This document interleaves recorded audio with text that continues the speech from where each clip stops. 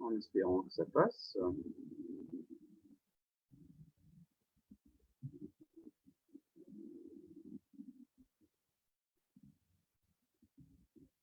Ok, c'est parti, et c'est parti sur Instagram aussi. Voilà, on est en direct partout.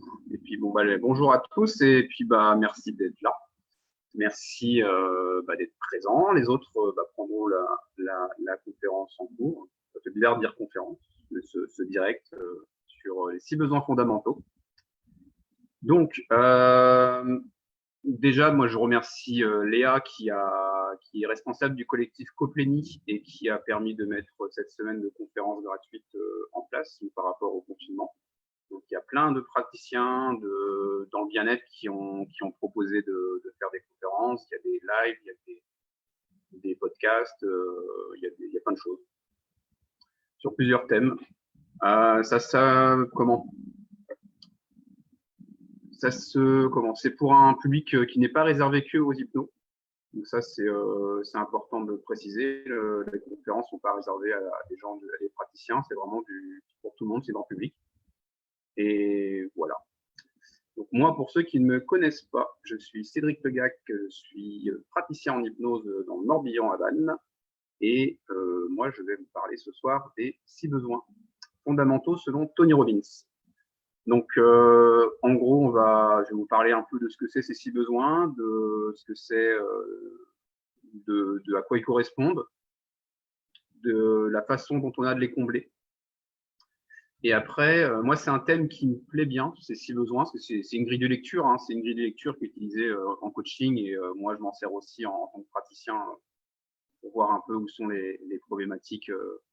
Quand quelqu'un vient avec une problématique, sur quel ressort on peut travailler. Donc c'est pour ça que ça m'a tenu à cœur de le présenter là aujourd'hui pendant cette semaine.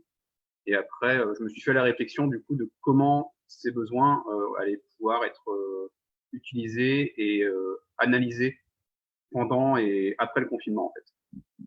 Donc là, j'ai coupé vos micros, puis après à la fin, si on a du temps, et pour ceux qui voudront rester, si j'ai pas trop digressé, qu'on n'est pas, il n'est pas 23 heures, on pourra discuter tous ensemble. Donc, je vais vous inviter à noter déjà les 6 besoins, parce qu'après on va revenir dessus. Donc si vous les avez en tête, c'est bien. Donc les 6 besoins, c'est je vais vous présenter les 6 besoins et après je vous expliquerai ce qu'il en est. Donc le premier, donc il n'y a pas d'ordre, justement, c'est ça, on verra après. Le premier, c'est le besoin de certitude et de sécurité. C'est ce besoin qu'on a de se retrouver dans sa zone de confort, de se sentir protégé et d'éviter la souffrance. Ça, c'est le premier, c'est certitude, sécurité. Après, vous avez le besoin de variété, de surprise. C'est le besoin de ne pas, de se dire que la journée va pas être la même que tous les jours, de sortir un peu de sa routine.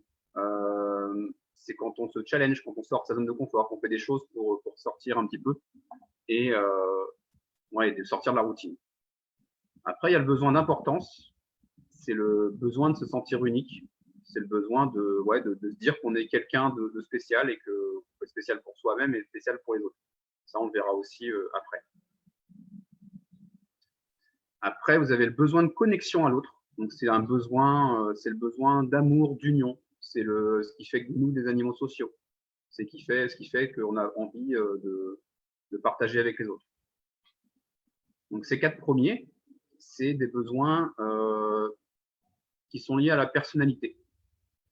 Les 2 autres, ils sont plus liés à quelque chose de spirituel, de plus grand. C'est donc le besoin d'évolution. C'est le besoin d'apprentissage, d'évolution, c'est de se développer, d'étendre ses capacités, ses connaissances, autant physiquement que émotionnellement. C'est de faire des choses vraiment au-dessus de soi. Et dans ce qui va au-delà de soi, il y a le 6e besoin, c'est celui de contribution. Et là, celui-ci, quand il est comblé, en fait, c'est qu'il comble les 4 premiers. Quand on est comblé, qu'on fait vraiment des choses au-delà de soi, c'est qu'on arrive à combler le besoin, qu'on a trouvé quelque chose qui fait qu'on se sent important, qu'on se sent connecté aux autres, qu'on se sent en sécurité dans ce qu'on fait, que ça nous amène de la sécurité, en même temps que les journées ne sont pas les mêmes. Ça, c'est le 6e, c'est la contribution. Donc les 2 derniers sont un peu à part. Et donc, j'avais mis en sous-titre, je crois, de la conférence pourquoi on fait ce que l'on fait. Donc, en gros, Tony Robbins, c'est un coach américain. Il fait des séminaires à des milliers de personnes. Ses coachings coûtent des millions d'euros, enfin des millions de dollars. C'est à l'américaine, mais il a écrit des bouquins, il a théorisé des choses, il a dicté ses 6 besoins. Quand j'en parle, les gens me disent c'est comme la pyramide de Maslow. Donc, pour ceux qui connaissent pas la pyramide de Maslow, Maslow avait théorisé un besoin comme quoi on avait d'abord d'avoir un besoin physiologique, puis après le besoin d'appartenance à un groupe, le besoin de spiritualité. Enfin, j'ai plus l'ordre en tête. Donc, c'est une grille de lecture comme une autre en fait. C'est une grille de lecture comme il peut y en avoir d'autres. Mais moi, j'aime bien celle-ci. Donc, c'est pour ça que je la présente. Et c'est un outil que j'utilise aussi avec les clients, comme on peut utiliser un travail sur les valeurs, sur les peurs, sur les croyances ou les émotions. Voilà, les besoins, c'est quelque chose, c'est un outil c'est un autre axe de travail en fait avec les clients.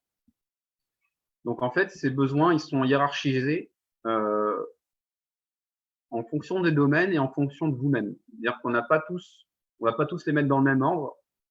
C'est pour ça que je vous ai demandé de les noter, parce que c'est intéressant de vous dire lequel pour vous est le plus important, puisque ces besoins sont différents selon les gens. Il y a des gens qui, pour eux, la sécurité, ça les dérange pas, quoi. Tant qu'ils se sentent importants, ils s'en fichent de pas avoir d'argent ou ils s'en fichent de pas avoir de connexion à l'autre. Bon, inversement, il y en a qui sont prêts, qui pourraient mettre tout de côté tant qu'ils ont cette sécurité financière.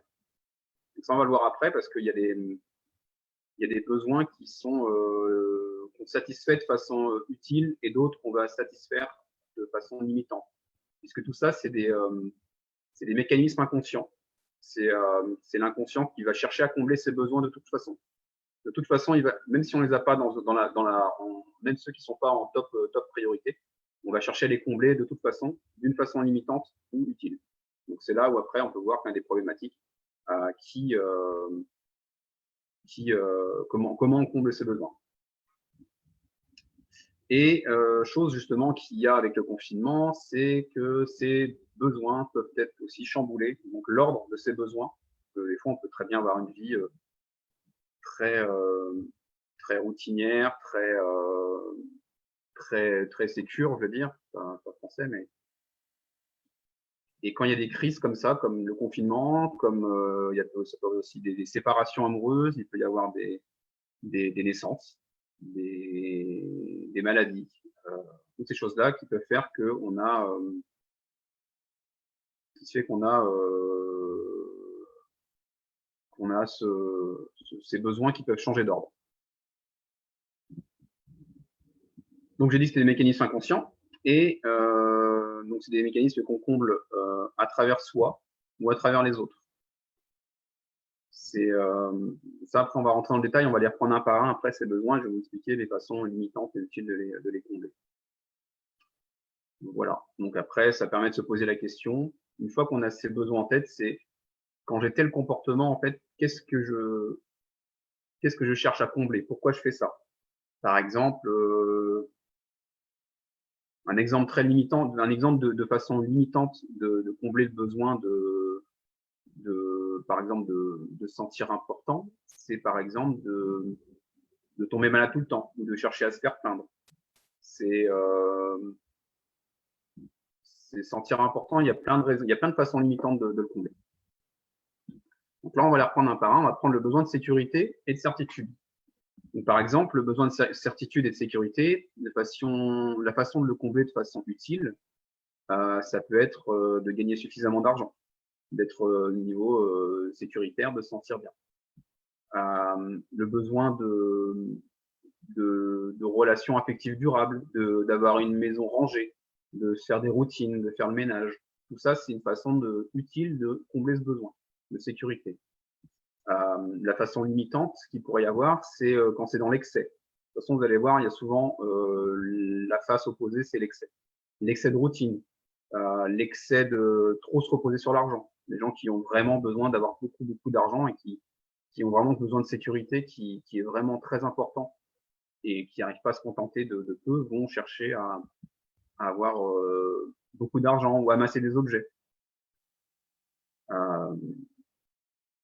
y a des gens aussi, pareil, il y a des personnes, par exemple, qui peuvent avoir se contenter d'une relation affective, même si elle est ennuyeuse, parce que pour eux, ils sont quand même dans la sécurité. Donc, ils restent dans la sécurité, mais c'est limitant pour eux. Même, soit ils s'en rendent compte et bah, c'est OK parce qu'ils arrivent à trouver leur, leur équilibre, on va dire, parce qu'ils ont quelque chose d'équilibré. Ils sont dans une relation ennuyeuse, mais au moins, ils ont de la sécurité. Et donc, celui-ci, il est lié justement avec le besoin de variété. Le besoin de variété, c'est celui qu'on comble, par exemple, quand on cherche à lire beaucoup de choses, à rencontrer des gens, à sortir, à avoir des activités, décorer sa maison, rénover. Donc là, je pense justement aux décorations, rénovations. Je pense que là, pendant le confinement, il y a plein de gens qui se sont trouvés des qualités de bricoleurs et qui se sont dit on va refaire toute la maison, on va tout ranger, pour combler ce besoin de variété peut-être. De façon limitante de combler ce besoin de variété, c'est par exemple dans un couple, c'est de l'infidélité. Par exemple, si imaginons que dans un couple justement, il y en a un qui se retrouve justement dans une situation ennuyeuse, qui va dans une relation ennuyeuse, qui va chercher à varier on va dire son couple. Parfois, ça va être plus facile pour lui d'aller dans l'infidélité plutôt que d'essayer de faire autre chose. Ça peut être aussi les paris, les jeux d'argent et toutes les drogues, l'alcool, toutes ces choses-là que David connaît, puisque David a fait une conférence sur les addictions. Voilà. Vous pouvez voir en rediffusion d'ailleurs. Je fais la petite pub. Ensuite, il y a le besoin d'importance. Donc, le besoin d'importance, c'est de se sentir être bon dans ce que l'on fait. Par exemple, au travail, c'est d'être le meilleur. C'est aussi d'avoir à l'école, d'avoir des diplômes, d'avoir des notes, des certifications. Toutes ces choses qui font qu'on se sent important et on se sent valorisé. Quand on est fier de ce qu'on fait. Quand on fait des choses créatives, par exemple. Quand on développe une qualité pour la photo, pour le scrapbooking, la mosaïque, je ne sais quoi, mais toutes ces activités qui font que on fait quelque chose d'important pour nous.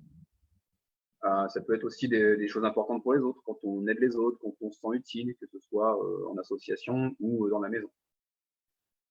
Et les façons limitantes de combler ce besoin, ça va être d'être dans l'excès, par exemple, de chercher à être le meilleur à tout prix. D'attendre aussi de la reconnaissance un peu excessive dans l'aide que l'on fait quand on aide quelqu'un. Par exemple, dans un couple, si on aide à la maison, d'attendre de la reconnaissance. Que finalement, on aide l'autre, mais parce qu'on attend, parce que ça nous permet de se sentir important. Donc finalement, on se rend compte qu'on ne fait pas des choses pour les bonnes raisons, pour combler le bon besoin. Comme j'avais dit aussi, être malade, se plaindre, parler sur les autres, créer des conflits. Il y a ces exemples d'adolescents, par exemple, qui n'arrivent pas à se trouver importants ou qui veulent être importants aux yeux de leurs parents, vont créer des conflits, vont créer des conflits, pas d'autres mots qui me viennent. Chercher l'attention des autres, accumuler des choses, les téléphones, les iPhones, les voitures, les montres, collectionner, si c'est fait dans le sens si on fait des choses pour se sentir important et qu'on dans ce sens-là, ça devient limitant quand c'est dans l'excès. Ensuite, il y a le besoin de connexion. Juste, est-ce que ça va trop vite pour vous ou pas? Vous pouvez me faire un signe ou... Non, c'est bon. Parfait. Merci de vos retours. Donc le besoin de connexion, c'est le besoin que vous avez, c'est le besoin de sentir connecté à l'autre. Donc le besoin utile, la façon utile de combler ça, ce serait d'être dans une relation affective durable, dans les relations amicales aussi. Ça peut être faire partie d'une association, d'un sport collectif, avoir des animaux de compagnie aussi. C'est un besoin de connexion et d'amour qu'on peut chercher avec ça. Façon limitante de connexion à l'autre, ça peut être aussi tout ce qui est phénomène de fan, un peu dans l'excès, d'acheter des marques pour sentir appartenir à une communauté. Ça peut être justement les gens qui adhèrent à des communautés un peu dangereuses quand c'est une secte, quand on va dans la religion, mais à l'excès. La maladie aussi, de sentir que quand on est malade, les gens s'intéressent à nous. Donc ça vient combler le besoin d'importance et le besoin de connexion. Donc après, il y a une chose que j'avais notée, c'est parce que en fait, si on se rend compte, c'est que ils vont par double, par paire en fait. Le besoin de sécurité et on va dire l'autre phase de besoin de variété. Si on voit sécurité, variété et importance, connexion. Et en fait, ce qui peut se passer, c'est que quand on est trop dans le besoin d'importance, ça peut mener à la solitude, et trop de besoin de connexion peut mener à la dépendance. Donc ça reste des pistes qui peuvent être travaillées quand on est justement dans ce genre de relation de dépendance affective qu'il peut y avoir. C'est OK, qu'est-ce que je cherche en fait? Et qu'est-ce que je n'ai pas encore réussi à combler par moi-même? Puisque si on fait le rapprochement avec les relations de couple, c'est que si on n'a pas ces besoins, par exemple, si on a un gros manque de besoin, un gros manque de sécurité affective en nous-mêmes, on n'a pas confiance, etc. On va le chercher dans le couple, on va le chercher dans l'autre. Donc c'est là où ça peut devenir dissonant, puisqu'on va chercher chez l'autre ce qu'on n'a pas nous-mêmes, et du coup on devient dépendant. On va devenir dépendant de lui en fait. Et ça marche pour tous ces besoins-là, le besoin de sentir important. Si on fait des choses pour que l'autre personne nous s'intéresse à nous et nous trouve important, on va dépendre que de lui pour ça en fait. On va même pas réussir à sentir important par nous-mêmes. On va aller chercher ça chez l'autre. Et c'est là où ça peut devenir dissonant parce que ça peut devenir dissonant et en même temps il y a des couples aussi qui arrivent à se compléter comme ça, qui vont combler l'un chez l'autre ce qu'ils n'ont pas. Sauf que si les gens apprennent et montent, comblent leurs besoins, il se trouve qu'eux n'ont plus rien à échanger, par exemple. Il peut y avoir dans un couple où quelqu'un faisait quelque chose pour se sentir important et l'autre en échange il avait de l'amour. Donc quand il y en a un qui arrive à se sentir important lui-même, qui n'a plus besoin de faire quelque chose pour l'autre va du coup va se retrouver sans rien en face pour lui donner cette connexion, cet amour.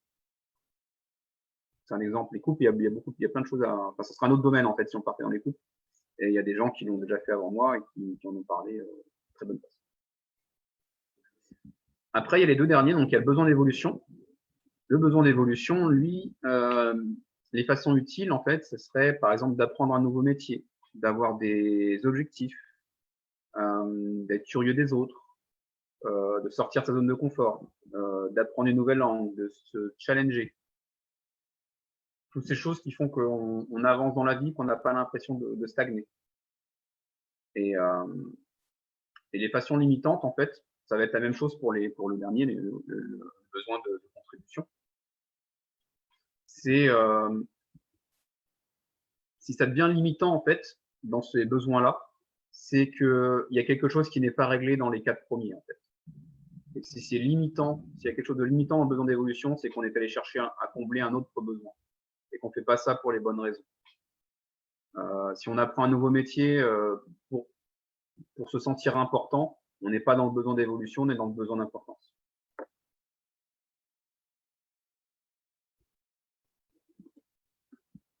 Et le besoin de contribution, donc c'est de faire des choses qui sont au-delà de soi. C'est offrir de l'aide de façon désintéressée. Puisque si vous offrez de l'aide, c'est comme, j'ai cet exemple-là qui vient en tête, mais si vous donnez au SDF en vous prenant en selfie pour mettre sur les réseaux, vous n'êtes pas dans un besoin de contribution. Là, vous le faites parce que vous avez besoin de combler quelque chose pour vous sentir important. Alors après, ça n'enlève pas que c'est très bien de donner au SDF, mais après, faut être au clair de pourquoi on le fait. Je ne suis pas là pour juger non plus, c'est gentil. Donc, contribution, c'est aider à la maison, aider au travail, offrir de l'aide, l'enseignement, tout ce qui est associatif, l'écologie, travailler, faire des choses pour la planète, des choses qui vont au-delà de soi et qu'on fait pour avoir ce besoin de contribuer à quelque chose de plus grand. Être parent aussi, c'est quelque chose qui va dans ce besoin-là. Parce qu'on fait, après, on peut aussi être parent et se sentir fier, et du coup, ça vient combler un autre besoin, mais tant mieux. Mais être parent, c'est contribuer à quelque chose qui n'est pas nous, qui est autre chose et qu'on va faire grandir et qu'on va. Voilà. Je vais plus vite que prévu, ce qui est une bonne chose pour moi.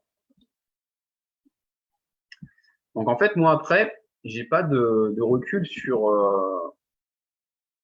le confinement et sur ce qui se passe dans les autres foyers. Mais après, du coup, je me suis noté quelques réflexions en fait qui sont liées avec ce thème-là. Donc en fait, c'est de se poser la question, qu'est-ce qui va changer et qu'est-ce qui a pu déjà changer avec le confinement?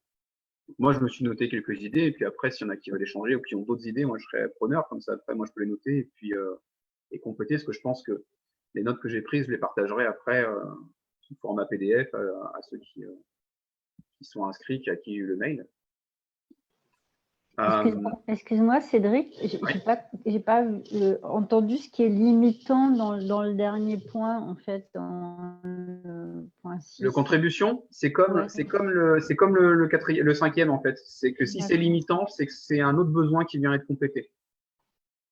Si tu fais membre d'une association pour te faire mousser, t'es pas dans le besoin de contribution, tu es dans le besoin d'importance. Si tu vas dans une association parce que tu as envie de rencontrer l'amour, t'es pas dans le besoin de contribution, tu cherches la connexion à l'autre. C'est là où ça devient limitant.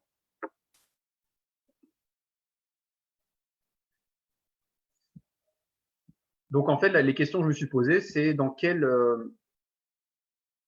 comment ça pourrait être chez vous, comment ça pourrait être dans les autres foyers, justement ces besoins. Je me suis posé les questions de comment ces besoins se sont hiérarchisés pendant le confinement et comment ça va se passer après. Par exemple, est-ce que des gens qui travaillaient beaucoup et qui étaient dans le besoin de sécurité, etc., ont pu peut-être pendant le confinement se retrouver plus proches de leur famille, et du coup ont pu combler, mettre ce besoin de sécurité, le descendre un peu et mettre le besoin de connexion au-dessus. Et la question après, surtout que j'aimerais savoir, c'est du coup comment après ces gens-là vont sortir du confinement avec ces besoins qui ont été chamboulés, quoi. Comme si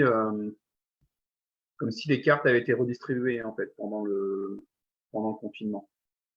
Donc c'est tout ça en fait voilà, c'est des interrogations que j'ai mis en fait. C'est comment le confinement chamboule lors des besoins, comment est-ce qu'ils vont se hiérarchiser à l'après. S'interroger aussi sur la façon dont on les comble pendant le confinement.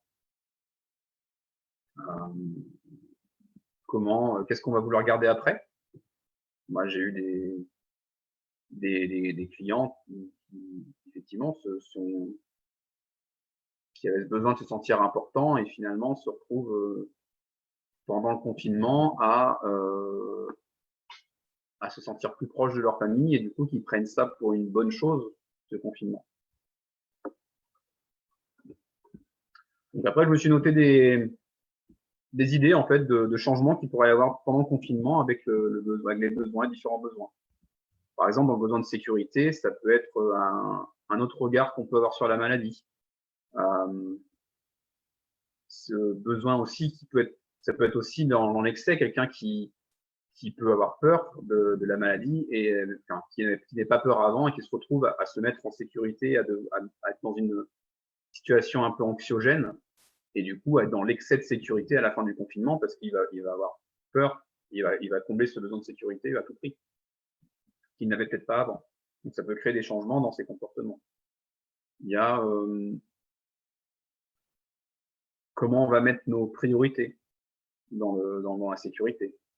Il y a aussi les gens qui ont mis en place des routines, justement, pour garder un rythme pendant ce confinement, qui ont mis en place des routines, de faire du sport, de faire la lecture, de faire toutes ces choses-là. Et du coup, savoir est-ce que ces gens vont continuer après, quoi. Qu'est-ce qu'ils vont mettre en place? Est-ce qu'ils l'ont mis en place? Est-ce qu'ils vont garder? En besoin de variété, il y a par exemple, est-ce que par exemple, la question, c'est justement ces gens qui ont développé des choses pendant le confinement pour développer leur créativité, des gens qui se sont mis à peindre, à faire des photos, à faire de la peinture, à faire des jeux, peu importe, plein de choses. C'est vaste pour développer sa créativité. Et du coup, comment ils vont faire en sorte de gérer ce besoin après? Est-ce qu'ils vont le garder? Enfin, voilà. C'est toutes ces questions en fait que je me pose et que je pose un peu à la volée comme ça. Après, il y a le besoin de connexion. Donc, la question, c'est effectivement comment se reconnecter à l'autre au moment du déconfinement. Quand je dis l'autre, c'est la personne qui n'était pas avec nous dans le foyer. Puisque, moi, je ne sais pas si ça fait ça avec vous, mais moi, par exemple, quand je regarde des films ou des séries, que je vois les gens qui se serrent la main ou qui se font la bise, en fait, ça dissonne parce que je me rends compte que on n'a pas le droit de faire ça, en fait. Et du coup, quelque part, j'ai même des fois un peu peur d'être trop dans le pas droit au contact après. Et je me demande, en fait, comment on va réagir face à l'autre, en fait. Comment les connexions, après, il n'y a pas que les connexions physiques, bien sûr, il n'y a pas que ça, le contact physique qui compte, mais comment ça va se passer, en fait, à la fin, après, à la sortie. Comment le rapprochement aussi des proches a pu se faire et va se faire à la suite. Je sais, il y a plein de gens qui au début du confinement, ils appellent leurs proches. Et puis, plus le confinement dure et plus on appelle les gens qui sont de moins en moins proches parce que on prend des nouvelles des gens qu'on n'a pas pris de nouvelles depuis très longtemps. Donc, c'est une bonne chose. Mais du coup, c'est un besoin qui est comblé encore pendant le confinement. Mais du coup, comment ça va être la sortie? Le besoin de se faire des choses importantes. Je pense que ça s'est senti aussi pendant le confinement, des gens qui ont voulu se sentir utiles dans le temps qu'ils avaient disponible pendant le confinement. Qui ont pas, voilà, après, tout le monde a réagi de façon différente, mais les gens qui ont voulu se rendre utiles, soit en se proposant bénévolement pour aider les soignants ou dans des campagnes de bénévolat pour aider dans les champs, pour faire des masques, pour faire toutes ces choses-là. Et du coup, comment ça va se passer retour à la vie réelle, en fait? Comment ces gens vont combler ce besoin? Est-ce qu'ils vont rester là-dedans? Est-ce qu'ils vont chercher autre chose? Est-ce que ça va se hiérarchiser?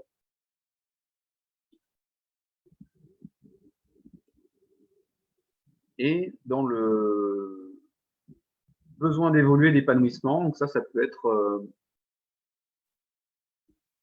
le confinement, je pense, a pu profiter à certaines personnes justement du temps qu'ils avaient disponible pour apprendre un peu plus sur dans un domaine en particulier. Il y en a qui ont essayé d'apprendre des langues, il y en a qui sont perfectionnés dans leur boulot. Moi, j'ai fait plein de formations, j'ai continué à vouloir apprendre, des choses que je n'aurais pas eu le temps de faire avant, que je n'aurais pas mis en priorité. Et le dernier, le besoin de contribution et de donner au-delà de soi. Donc, je pense que ça pourra amener certaines personnes après à participer peut-être un peu plus aux associations. Peut-être certaines personnes vont vouloir aider le personnel soignant. Peut-être des gens vont se dire, mon job que je faisais finalement n'est pas très utile. Du coup, j'ai envie de faire autre chose de ma vie. Il y a peut-être des nouvelles idées de métier qui vont arriver, des gens qui vont se mettre dans le soin. Voilà. C'était un peu toutes les. Voilà. Moi, c'est un outil que je voulais vous présenter. C'est un outil que je voulais présenter et parce que je trouve intéressant comme grille de lecture. Après, c'était la mise en relation avec le confinement, le déconfinement, justement, c'était ouais, de lancer des questions, lancer des interrogations. Maintenant, si vous avez des questions, eh ben, allez-y. N'hésitez pas.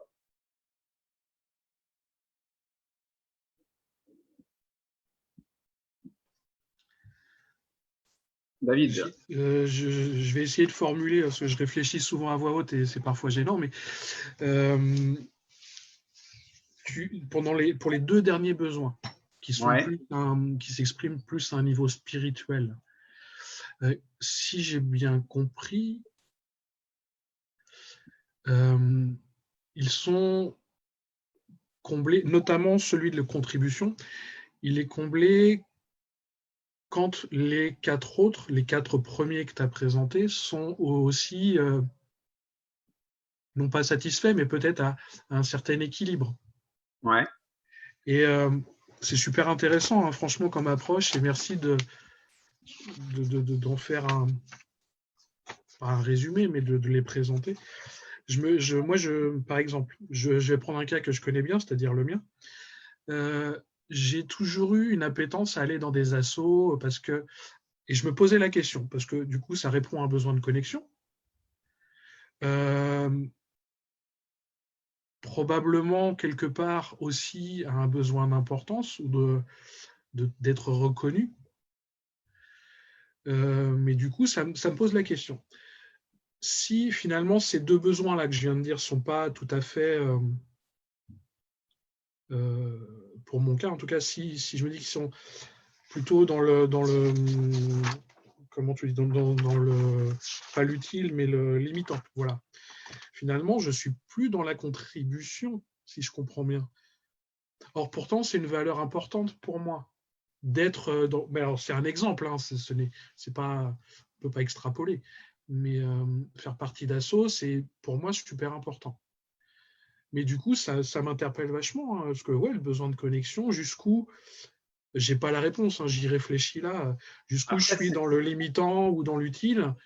En fait, c'est limitant. En fait, les besoins de contribution, d'évolution, ça devient limitant si tu le fais pour les mauvaises raisons, en fait. Maintenant, tu peux aussi avoir, par exemple, je vois le métier de praticien en hypnose que je fais, par exemple.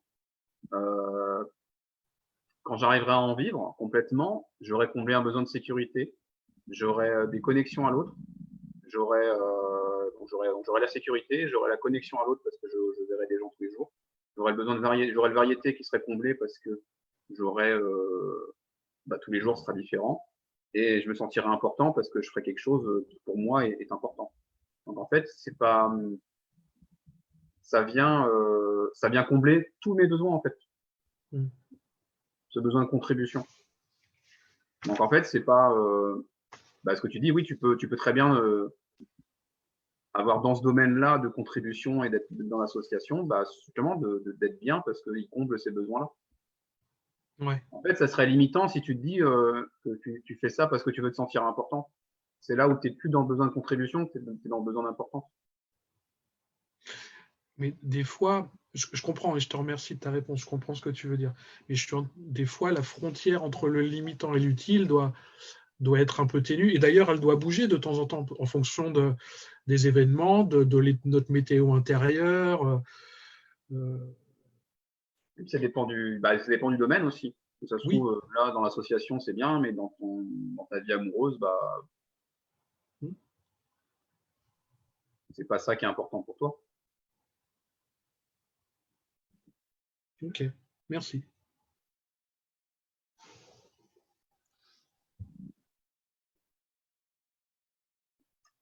Il y a d'autres questions?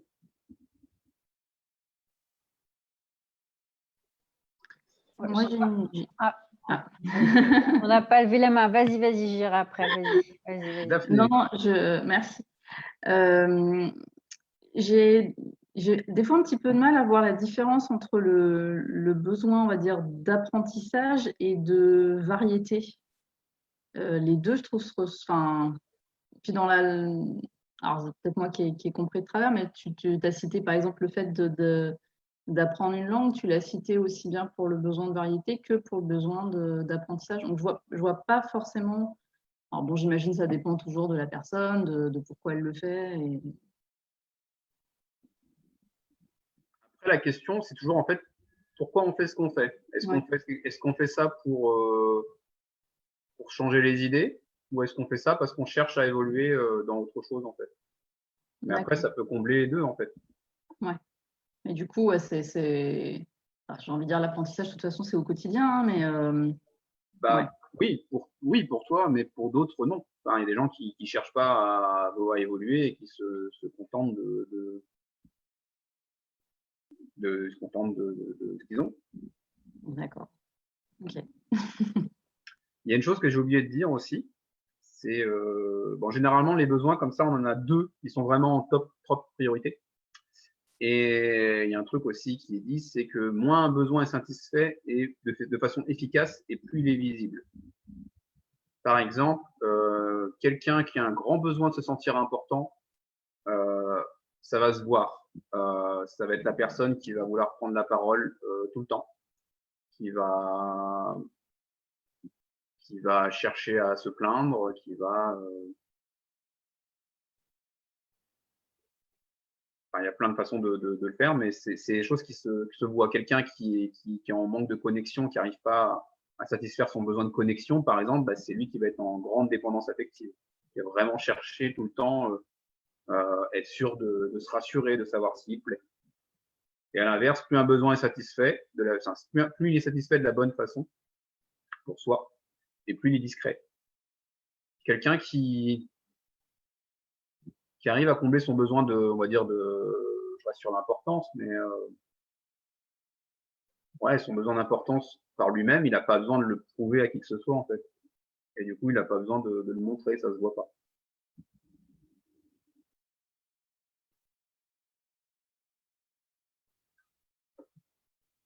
Voilà, je sais plus si j'ai autre chose en tête. Mais... Est-ce qu'il y a d'autres questions? Moi, j'ai une question. Oui. Sur limitant à partir de quand c'est vécu comme limitant par la personne. C'est-à-dire que il n'y a pas forcément de souffrance à être tout le temps infidèle, à collectionner les guitares. C'est un moment quand il vient avec une problématique ou une volonté de changement que c'est considéré comme limitant, en fait. Ah oui, parce que quelqu'un peut être être très radin et à vouloir gagner plein d'argent, et pour lui, c'est pas un problème. C'est ça. Par exemple. Ça devient limitant quand ça devient un problème pour soi et pour les autres.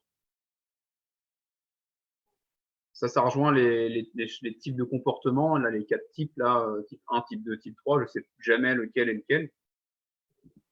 Mais le type de comportement qu'on a, par exemple, je crois que le type, je vais pas dire, mais il y en a un, c'est ce qu'on fait dans l'immédiat est bon pour nous, mais à moyen terme, est ni bon pour moi ni pour les autres. Par exemple, les compulsions alimentaires.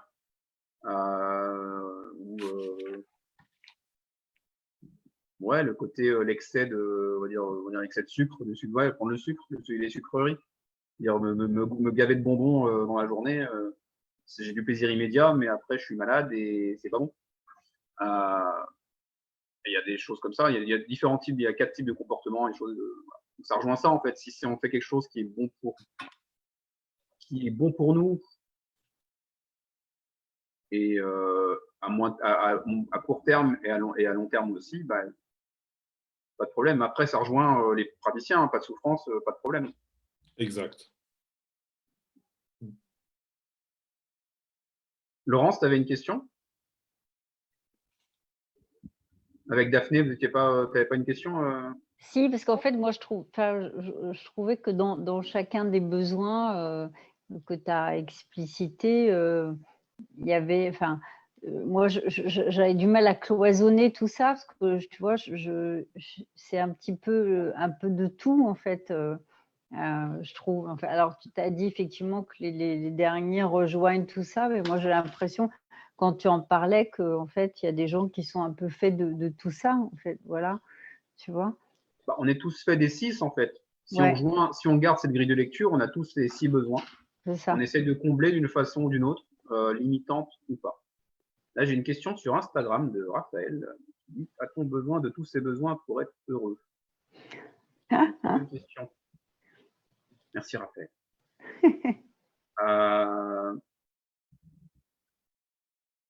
De toute façon, ces besoins, dans cette grille de lecture, on cherche à les combler d'une façon ou d'une autre. Après, être heureux, bah, si on souffre pas de souffrance, pas de problème. Donc, pour moi,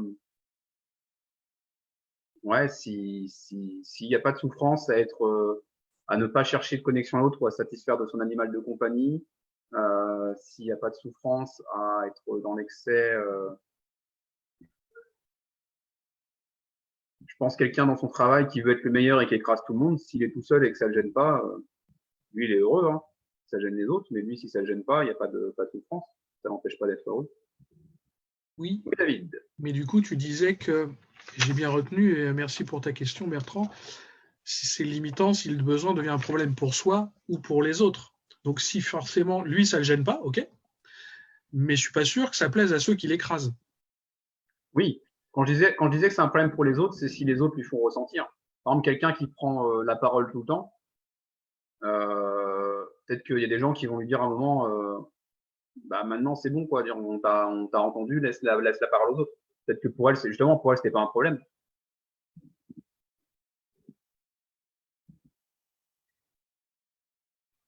Mais en même temps, les personnes qui viennent voir un praticien, c'est parce que elles souffrent de ça et non pas les autres, puisqu'on sait, on sait bien qu'on peut soigner que ce qui dépend de nous et pas des Ouais, autres. ouais. Donc Après, finalement, ouais, oui. le mec Ouais. il peut être heureux avec ses dysfonctionnements, quoi. Et puis... Après, moi, en pratique, je m'en sers comme grille de lecture avec les mêmes choses que les peurs, les valeurs, les croyances, les sentiments et les émotions que les gens ont. Donc en fait, ça permet de donner des indices sur pourquoi la personne le fait. Quand quelqu'un, par exemple, me dit, je n'ai pas d'exemple tout fait comme ça. Bah, la reconnaissance, non? Quelqu'un qui fait quelque chose pour être reconnu et qui n'est pas reconnu, justement. Par exemple, du coup, je vais creuser du côté, par exemple, je vais prendre l'exemple de quelqu'un qui me dit, j'ai besoin de faire des choses pour exister. Bah, je vais chercher du côté de l'importance d'exister, de pourquoi elle fait des choses, est-ce que c'est ce besoin-là qui n'est pas comblé? Ou, par exemple, est-ce que c'est la peur de l'abandon qui fait que si elle ne fait pas des choses, on pense qu'on ne va pas l'aimer? C'est juste des grilles de lecture que je superpose, en fait, ouais, c'est bien. pour aller chercher vraiment sur quoi travailler ensuite. C'est super.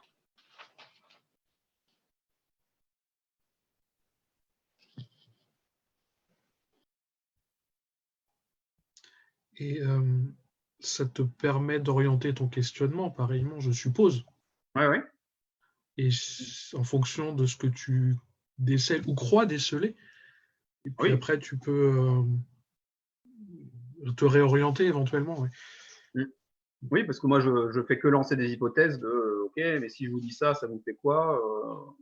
Est-ce que si je vous dis que vous cherchez l'importance ou voilà. Ça peut être des gens qui font des associations parce que chez eux, ils n'arrivent pas à trouver la place qu'ils ont dans leur foyer, et du coup, ils vont à l'extérieur. Et après, ils viennent nous voir en disant qu'on leur reproche ça. Ouais.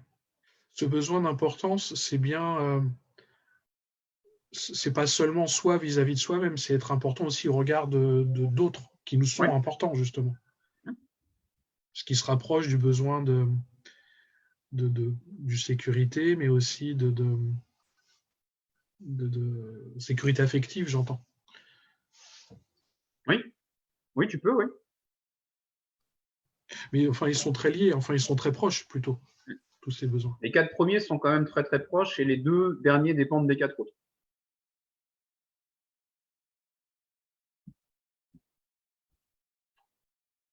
Pierre, est-ce qu'il y a des questions, Pierre et Justine? Je suis sûr qu'il a plein de questions.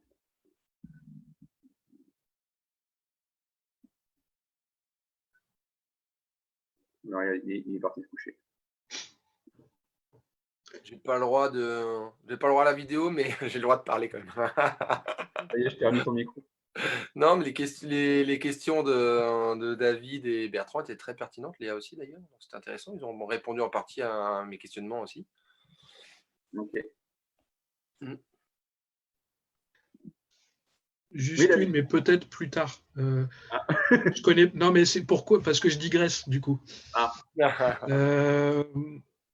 Je connais pas trop bien la pyramide de Maslow, mais on verra si on a le temps. Bah, on a le temps parce que là, moi, après, là, c'est le moment d'échange. Donc, après, s'il n'y a pas d'autres questions, moi, Ben voilà, ça va, enfin, que les autres aient le temps de poser leurs questions aussi, c'est ce que je veux dire. Mais Maslow, moi, pareil, je le connais, je me souviens plus dans le détail. Il y a le besoin physiologique, le premier. Après, il y a le besoin de sécurité. Et après, il y a le besoin d'appartenance, je crois, à un groupe. Besoin de. D'accomplissement de soi aussi. Ouais, voilà. Ouais. Après, il y a d'autres grilles de lecture. Tu sais, moi, j'avais Ah appris oui, les besoins de Virginia Anderson, là. c'est-à-dire. En fait, tu as des besoins qui sont physiologiques aussi, qui sont rajoutés. Parce que c'est vrai que je me suis fait la réflexion tout à l'heure. Là, ce sont des besoins finalement psychologiques plus qui sont mis en avant. Ah oui, c'est du comportemental, quoi. Voilà, c'est ça. Pourquoi on fait ce qu'on fait. Alors que dans les 14 besoins de Virginia Anderson, tu as aussi, tu sais, le besoin de tout simplement de nutrition, de s'habiller, de se lever, de se déplacer, d'avoir une posture verticale, par exemple. La verticalité, c'est quelque chose de très important. D'avoir de se récréer, effectivement. Mais tu as aussi les premiers sont des besoins purement somatiques, quoi. Mais Après viennent à la fin les besoins plus comportementaux ou psychologiques. pour Laurent? la pyramide de Maslow, en fait, c'est les besoins physiologiques d'abord, ensuite le besoin de sécurité, ensuite appartenance, affection, ensuite estime de soi et réalisation de soi en dernier. D'accord. La différence avec Maslow, c'est que là, les besoins, tu les mets dans l'ordre que tu veux, Ouais, c'est en ça. fonction de toi et de tes domaines, en fait. Ouais. Par exemple, quelqu'un dans son foyer peut avoir un gros besoin de connexion, et dans son travail, il va avoir un besoin de se sentir important, et il s'en fout des connexions avec ses collègues. Ouais. En fait, il n'y a pas les besoins physiologiques là-dedans. Il ne Non, reprend pas les c'est besoins. du comportemental. Ouais. Comportement. Mm, mm. Oui, David, je te Non, sens. c'est ce que en même temps, j'étais en train de dire, mais oui, mais de toute façon, c'est un coach, alors il s'intéresse peut-être plus dans son domaine de coach à ce qui est comportemental. Ouais. Oui, C'est sauf peut-être s'il une est erreur de ma part. coach sportif, mais. Ouais, voilà. Parce que je me dis comportemental, je pense à notre comment dire, nos niveaux logiques, mais Ouais, du coup, ouais, ouais. euh, Vachement. là, c'est les hypnos qui s'adressent aux hypnos, quoi. Donc, c'est Mais pas forcément à propos, mais ouais, mais c'est justement, moi, les niveaux logiques, je les ai. Bah, après, c'est la dernière formation que j'ai faite avec Laurent Bertin qui parle de ça. C'est les niveaux logiques, il les a simplifiés. Et il fait un travail justement sur tout ce qui résonne émotionnellement en nous. Donc, il y a ses besoins. Il y a dans les niveaux logiques, il a gardé les valeurs, les croyances, la spiritualité. Et après, il a rajouté les peurs et les sentiments, les émotions. Pour faire plusieurs grilles de lecture et pouvoir aller plus vite, en fait. je devrais voir ça bientôt, je pense. Ah, tu peux le faire aussi? Oui, ça m'intéresse. Donc, s'il y a d'autres questions, on continue. Sinon, bah, on arrête. Et puis, je vous remercie. Ouais. C'est très intéressant que cette nouvelle grille de lecture et tout, mais c'est vrai que moi je suis vachement branchée aussi. Bon, mais c'est aussi niveau logique parce que je trouve ça vraiment très puissant. Donc, on peut croiser, rajouter effectivement plein de choses là-dedans. En fait.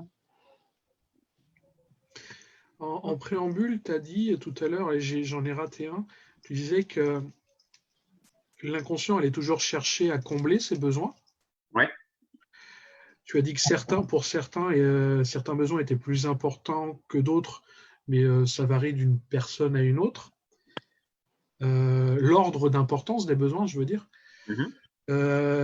Tu as dit un autre item et après tu as enchaîné sur la crise Covid et le confinement qui venait chambouler l'ordre de ces besoins. Ouais. J'ai raté le troisième item que tu as dit en fait. Je dis que c'est un mécanisme inconscient qui cherche à tous être comblé de façon limitante ou utile à travers soi ou à travers les autres. Sinon, ça peut être chamboulé pendant les maladies, enfin, avec les séparations amoureuses, les naissances. Par exemple, la naissance peut te mettre un gros besoin de sécurité immédiat dès qu'il y a le bébé qui est là ou dès que tu apprends la nouvelle, dès que le bébé est là physiquement ou dans ta tête, parce que tu sais que tu vas en avoir un. Ce besoin de sécurité peut prendre un bond énorme, quoi. Et c'est pour ça que je rejoins avec ce travail sur les valeurs, par exemple.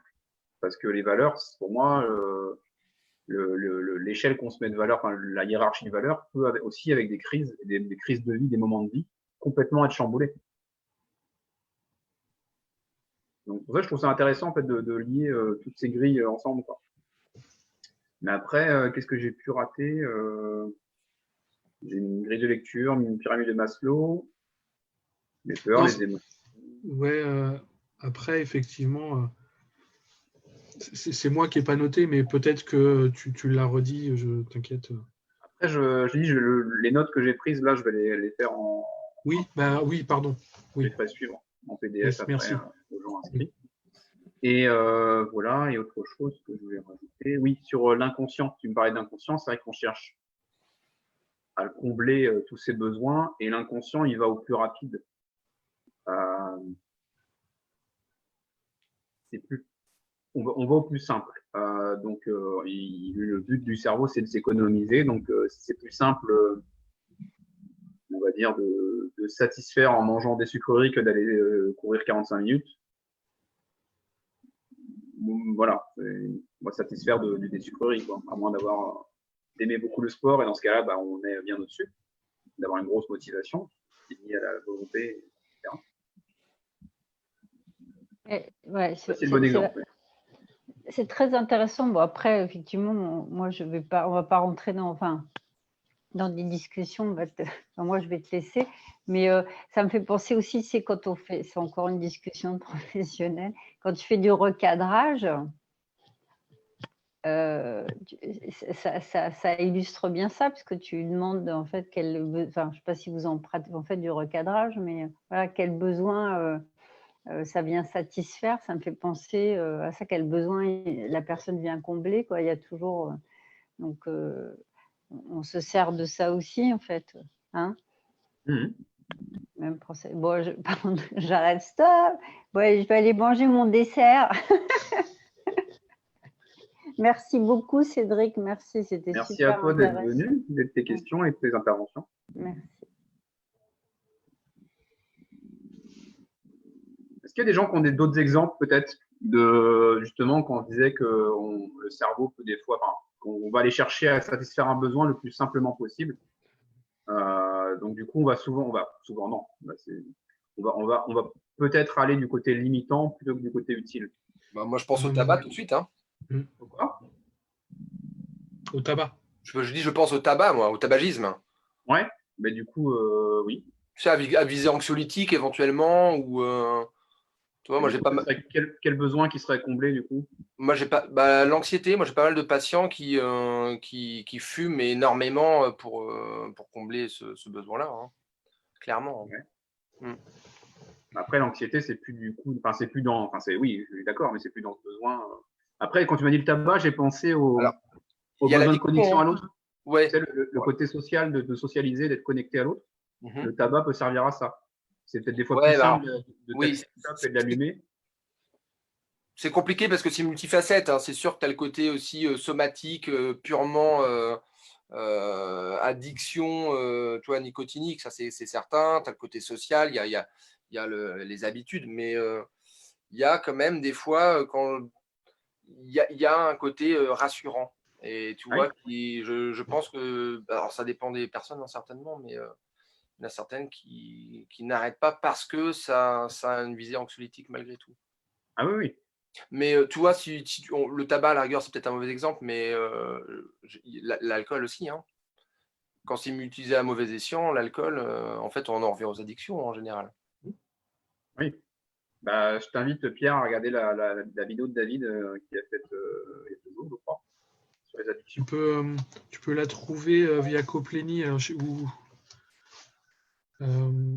Ouais, sur la page Facebook de Copénie, il y a le lien, si ça t'intéresse, Pierre. Faut juste que j'essaie de. Ouais, faut que je prenne le temps. Oui, prends le temps. Oui, c'est ça. Pas grand plaisir.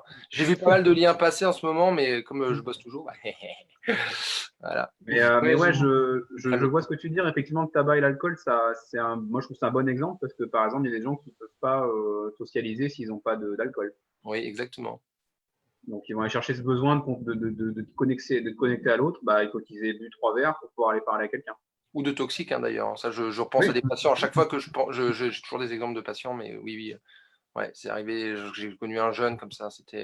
Il me disait qu'il ne pouvait pas communiquer sans prise de toxique, en fait. Donc, quand je dis toxique, c'était vraiment, ça allait ecstasy, cocaïne, speed, MDMA, enfin la totale, quoi. Mais il dit qu'il n'arrivait pas à communiquer sans ça. On peut considérer que ça comble un besoin de sécurité, au final. Le fait de se sentir sécurisé soi pour aller vers l'autre. En plus, ouais. Je te dis, on le retrouve avec l'alcool aussi, ça. Hein. Oui, ça rejoint l'anxiété, justement, que tu disais, effectivement. Bah, je trouve que les besoins, enfin, pour moi, c'est les besoins physiologiques et la façon. Enfin, les besoins physiologiques, pour moi, j'ai un peu tendance à les mettre dans certitude et sécurité parce que enfin, c'est les besoins de base et les besoins de base, ça nous apporte de la sécurité, quoi. Donc, voilà, on est sur du comportemental, mais C'est au-delà de la sécurité, je pense. Hein. Les besoins, respirer, manger, déféquer, c'est les premiers besoins. Mais non, mais je parlais plus sur le côté alimentaire. Hein. C'est plus ça que j'avais en tête. C'est la fin de la chaîne, ce que tu as dit avant.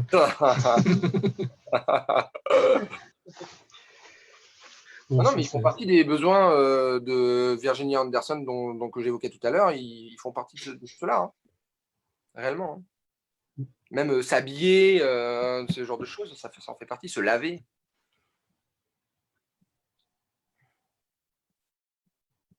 Mais tu vois, par exemple, moi, complètement autre chose, mais je sais que j'ai vu, et moi-même, je l'ai un peu vécu, un changement de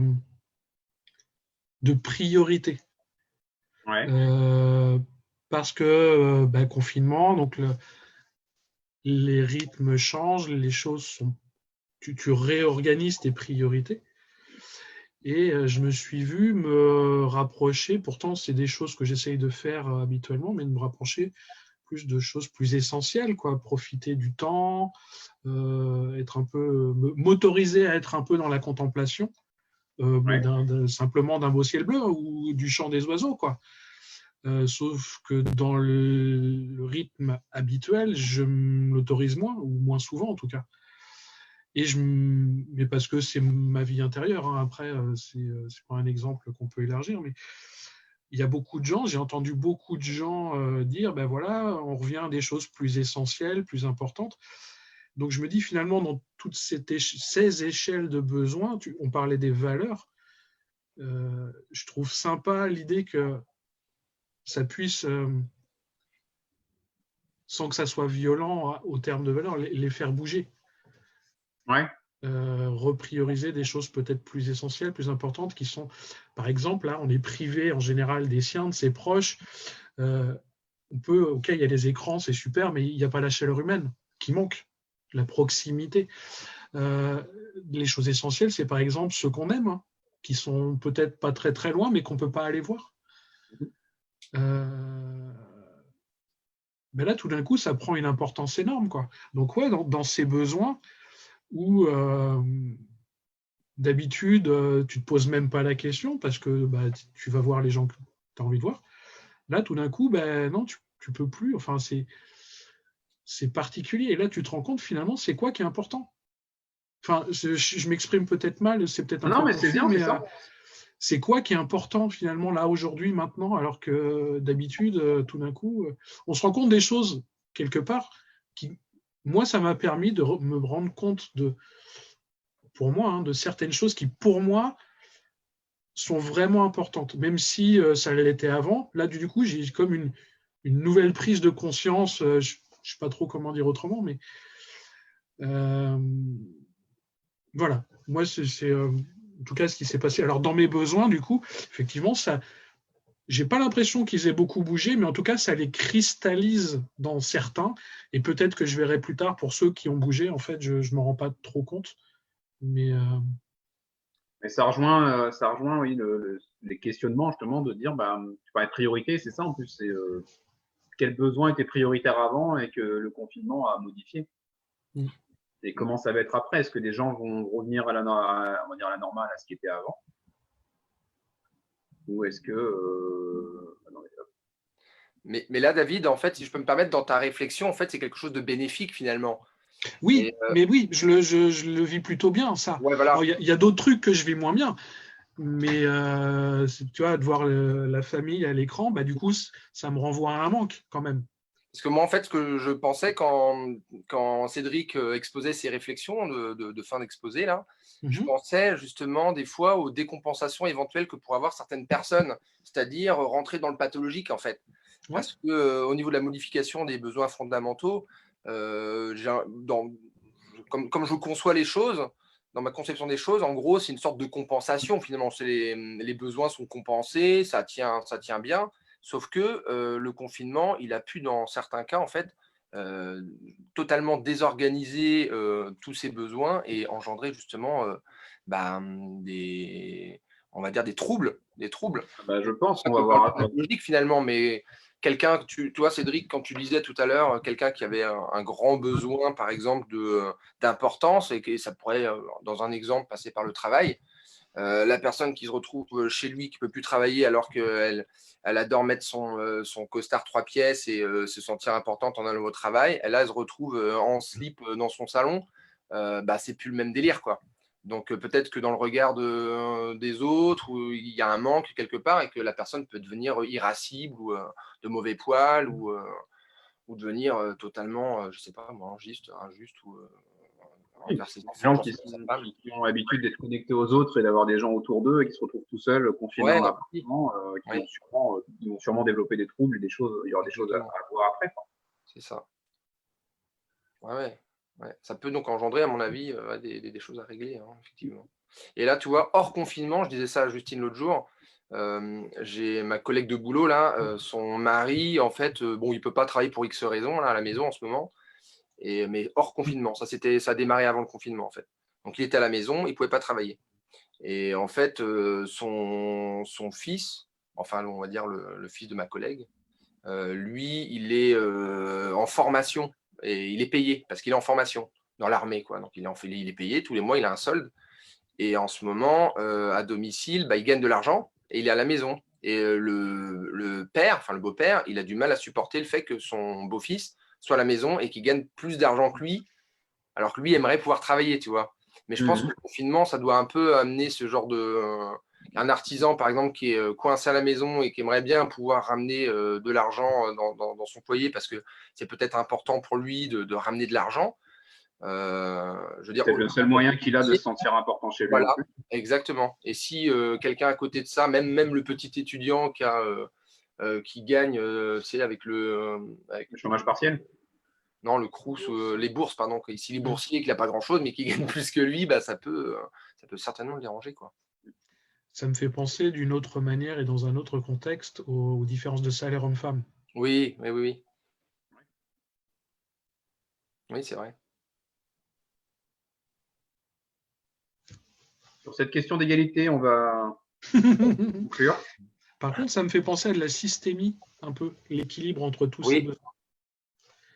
Ah, c'est intéressant, tiens, je vais creuser.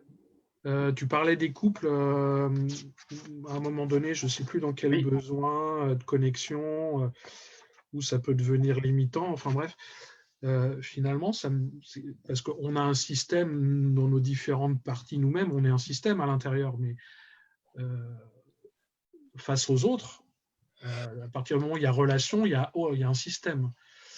Donc du coup, jusqu'où ça ne vient pas alimenter ou en tout cas encore donner une autre grille de lecture aussi par rapport à la systémie, que je ne connais pas bien. Au niveau des couples, il y a les vidéos de Gaëlle Lannes, qui est une hypno de Nantes, qui a fait une série, qui a une chaîne vidéo sur YouTube, enfin une chaîne YouTube, qui s'appelle Viens on s'aime, S-E-M-E. Ouais, je connais. Et elle a fait une série de 4 vidéos sur les 6 besoins fondamentaux dans le couple. C'est pour ça que j'ai dit que il y a plein de choses à dire, mais qu'elle s'en est chargée et c'est très bien fait. Donc voilà. C'est vraiment et ça parle de système justement. Comme je disais, il y a une partie que tu vas pas combler chez toi, que tu vas chercher chez l'autre. Tu vas lui demander de combler une partie qui ne lui appartient pas. Oui, voilà, c'est quand tu parlais de ça que j'y ai pensé. Mais c'est vrai que ta réflexion est très intéressante parce qu'en fait, ça serait illusoire de penser qu'on peut fonctionner de manière individuelle. En fait, on fonctionne toujours en interrelation avec les autres, quoi. Bah, comme le disait Cédric, on est des êtres sociaux. Hein. Exactement. Exactement. Oui. Il y aurait plein de choses à dire sur la systémie. Ce sera encore Carrément. un truc. Voilà. On en Hyper reparlera. important. Ah ouais. Passionnant. On va conclure. Ça va faire 1h10. D'accord. Si ça vous va. À moins que tu avais une question, Pierre. Non. Mis à part te remercier. Non, c'était super. Merci beaucoup, hein, vraiment. Merci à vous d'être venu. Pour l'investissement, Cédric. Ouais, merci Cédric. Merci à vous. Et puis j'enverrai le mail avec les notes et puis le lien pour la rediffusion. Pour là, pardon. Le live, enfin le rediff, quoi. Oui, pardon. Ok. Super. Merci, Cédric. Oula, Bertrand, t'as dit quoi? Merci, je te remercie. Ah, merci, d'accord. Cédric. Ok. Bon. Merci soirée, à vous. alors. Bonne soirée. Salut, et puis, Cédric. Puis merci encore. Prenez soin de vous. Bientôt. Merci à vous. Toi. Salut. Ciao, ciao.